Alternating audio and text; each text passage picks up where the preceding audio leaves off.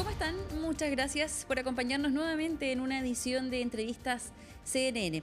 Sabemos que a inicio de este año, la zona del sur de nuestro país, en específico la octava región, fue víctima de incendios forestales, unos incendios bastante brutales con imágenes que ustedes también podrán recordar, todo lo que generó también eso, los perjuicios materiales por una parte, pero también lo que queda después, o quizás lo que no se ve de forma tan inmediata, ¿no?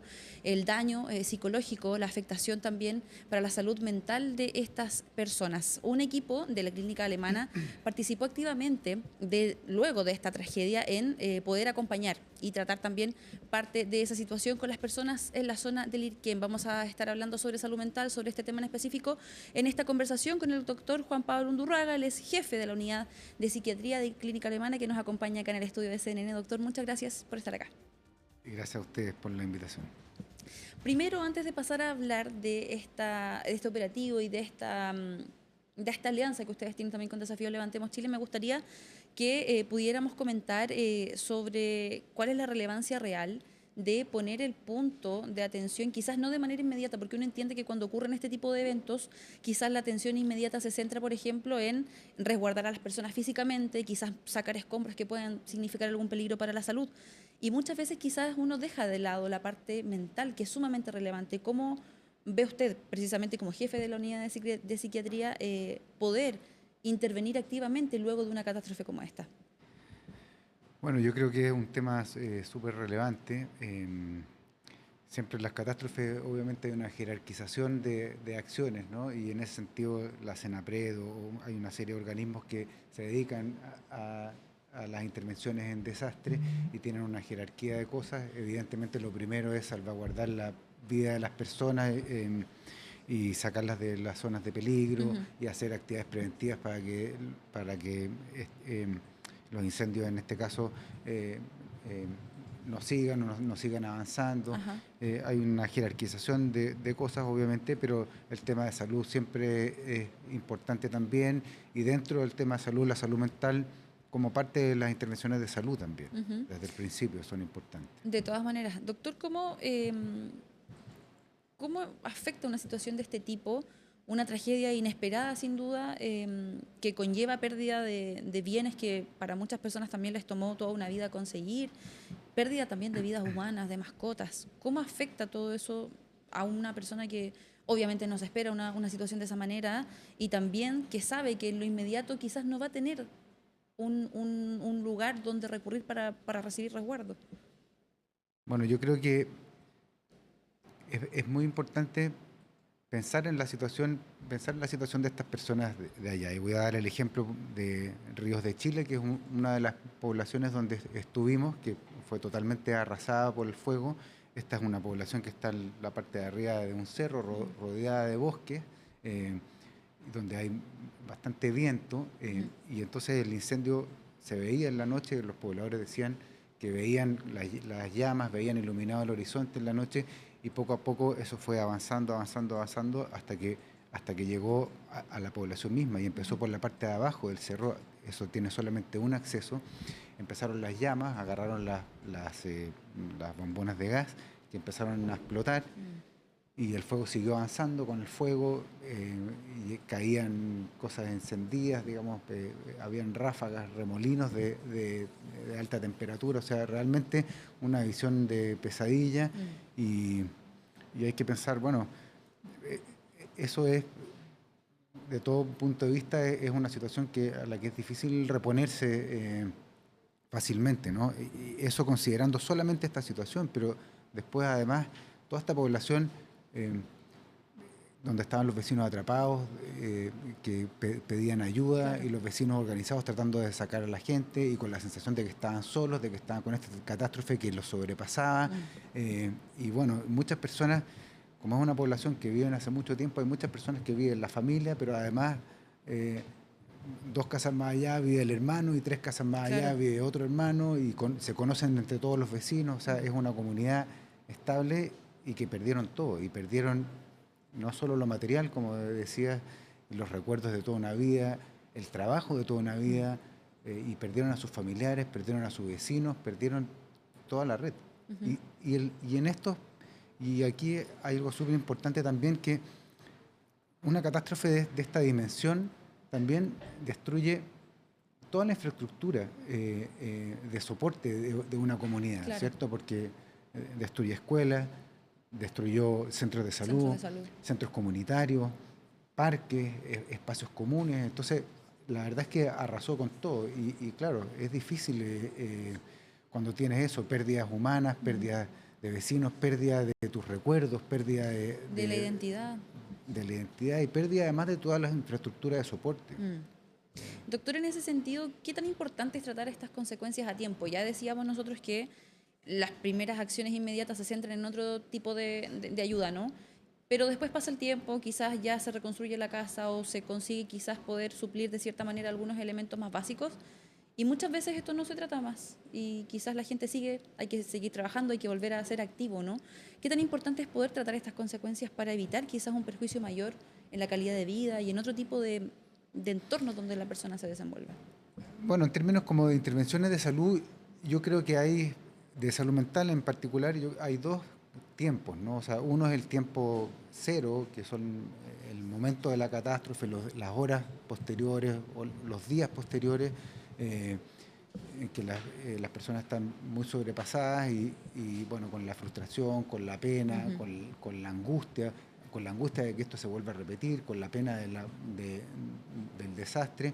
Y hay algunas personas que hacen lo que se llama un trastorno de estrés agudo, que son una serie de síntomas que van apareciendo en que las personas están, por ejemplo, muy irritables o con mucha angustia, que les cuesta concentrarse, les cuesta retomar la vida cotidiana, están con imágenes intrusivas del tema, con pesadillas, despiertan en la noche, no pueden dormir, no quieren ir al lugar del suceso, no quieren hablar del tema del suceso, ¿cierto? Y muchos de estos síntomas a veces se van perpetuando en el tiempo, cuando uno no interviene a tiempo, se van perpetuando y muchos se mantienen y es lo que es conocido como el trastorno de estrés postraumático, que estos síntomas, estas pesadillas, estos pensamientos intrusivos, esta afectación general del funcionamiento de las personas se mantiene en el tiempo. Claro. Y van apareciendo entonces otras cosas también, ¿no? Asociadas a esto. Y aparecen síntomas depresivos, y aparecen a veces ideas de muerte, ideas suicidas. Y entonces es muy importante atender a tiempo esto. Claro. Además del duelo, que significa toda la pérdida de todo lo que hablamos recién, ¿cierto? Que también, bueno, eso tiene una carga que es muy importante y el duelo muchas veces no se manifiesta tanto, ¿no? El duelo muchas veces va por dentro, pero eso no significa que no haya sufrimiento, eso no significa que no afecte la funcionalidad de las personas, no significa que no haya que intervenir. Ajá. Ahora, y perdón, adelante. Hay muchos niveles de intervención también, y en esto yo quiero ser muy claro, o sea, no todo es intervención médica o de psiquiatra o de psicólogo, eso también. Hay una red de intervención y es lo que nosotros vimos también en ese lugar. O sea, la atención sanitaria sin duda es parte de esto, pero uno llega a una parte de la población solamente, una pequeña parte de la población, pero también hay otras intervenciones y uno ve también a la población, a la comunidad que está activa, unida, hay ollas comunes, también hay asociaciones de vecinos que están organizados. Justo le quería preguntar, por eso que usted, o que su equipo, el equipo también que llegó a la región del Biobío para apoyar la atención de salud mental de los afectados, pudieron constatar en terreno. Usted nos comentaba, por ejemplo, el hecho de que hay una comunidad totalmente activa para poder ponerse de pie, ¿no?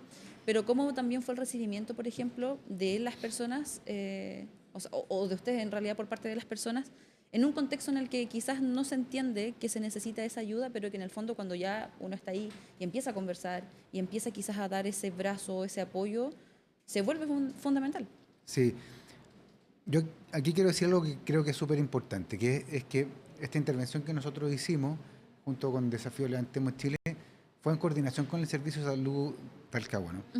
El Servicio de Salud local son los que están permanentemente ahí, están desde el principio de la catástrofe, siguen ahí en este momento, o sea, ellos están trabajando y realmente tienen un nivel de compromiso y un nivel de intervenciones que es emocionante. Yo creo que hacen un trabajo impresionante y mi saludo y reconocimiento también al Servicio de Salud, porque realmente Hay un centro, por ejemplo, que fue arrasado por las llamas y hoy día están atendiendo en el centro, en una especie de campamento, Claro. digamos, y siguen la atención igual de la población. Entonces, realmente hacen un trabajo, y lo que nosotros hicimos junto con Desafío Levantemos Chile y Clínica Alemana fue ponernos a disposición del Servicio de Salud Talcahuano. Entonces, nosotros dijimos, mira, nosotros tenemos estos recursos, podemos ir, podemos ayudar, ¿en qué necesitan ayuda? Y ¿Esto ellos, fue el Lirquén específicamente? ¿perdón? ¿El lugar donde ustedes llegaron con el equipo médico? ¿El Lirquén? Fue Penco y Lirquén, sí. Perfecto. Y algunos otros sectores, pero principalmente Penco y Lirquén. Y bueno, fue también la Senapred antes. Hay voluntarios de distintos servicios de salud que van y hacen intervención. Las voluntarios de Senapred estuvieron durante el primer mes ahí, que es la parte, digamos, aguda, la parte más activa. Y nosotros hicimos la continuación del segundo mes de intervención. Entonces, ya había un trabajo hecho de identificación de los casos más graves, y junto con el Servicio de Salud Talcahuano también ellos nos ayudaron a identificar los casos o las cosas que ellos no podían hacer. Y entonces nosotros fuimos a terreno y yo creo que esto tiene mucho valor porque lo que hicimos fue complementar el trabajo del servicio de salud. Fue un trabajo más mancomunado. Fue mancomunado, fue en acuerdo con ellos y como nosotros teníamos los recursos para ir a terreno, pudimos ir allí, entonces fuimos a las casas, fuimos a buscar a personas donde el servicio de salud no podía llegar y algunos albergues también. ¿Cómo continuó, doctor, ese proceso? Nos queda poquito tiempo de esta conversación, me gustaría saber en qué va eso, y como ya le comentaba anteriormente, también cómo lo recibieron las personas en el lugar. Bueno, a ver, la primera parte de la pregunta, ¿cómo va eso? Todas estas intervenciones que nosotros hicimos, algunas se fueron repitiendo en el tiempo, las que necesitaban reintervenciones. Y como estábamos en coordinación con el Servicio de Salud, nosotros dejamos registro también de las cosas que hicimos y dejamos en el fondo, dejamos como las tareas pendientes, digamos, junto con el Servicio de Salud. Entonces ellos están interviniendo ahora porque la idea es no hacer una intervención y irse, sino hacer una intervención que se mantenga, en el tiempo. Eso en relación a lo que está pasando ahora.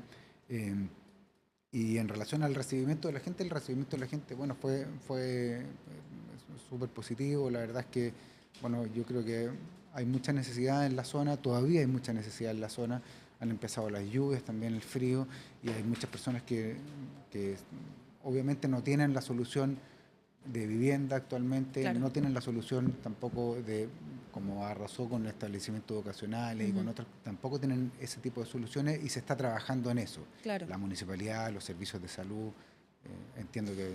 Eso igual es importante mencionarlo, doctor, que finalmente el trabajo sigue realizándose, no solamente del que usted ahora nos ha hablado últimamente, sino que también la atención de salud mental con la que ustedes también pudieron participar en su momento, eso se mantiene. A veces también queda la sensación de que se va por un momento y luego la gente queda un poco a la deriva. Es importante también dar a conocer iniciativas como esta, la importancia también de esta labor en terreno con las personas que no pueden acceder de otra manera en un momento como ese. Doctor Juan Pablo Undurraga, jefe de la unidad de psiquiatría de la Clínica Alemana, le quiero dar las gracias por acompañarnos acá en el estudio, por contarnos también sobre esta relevante labor que se realizó en su momento también en esta zona tan afectada por los incendios en nuestro país. Muchas gracias, Francisca.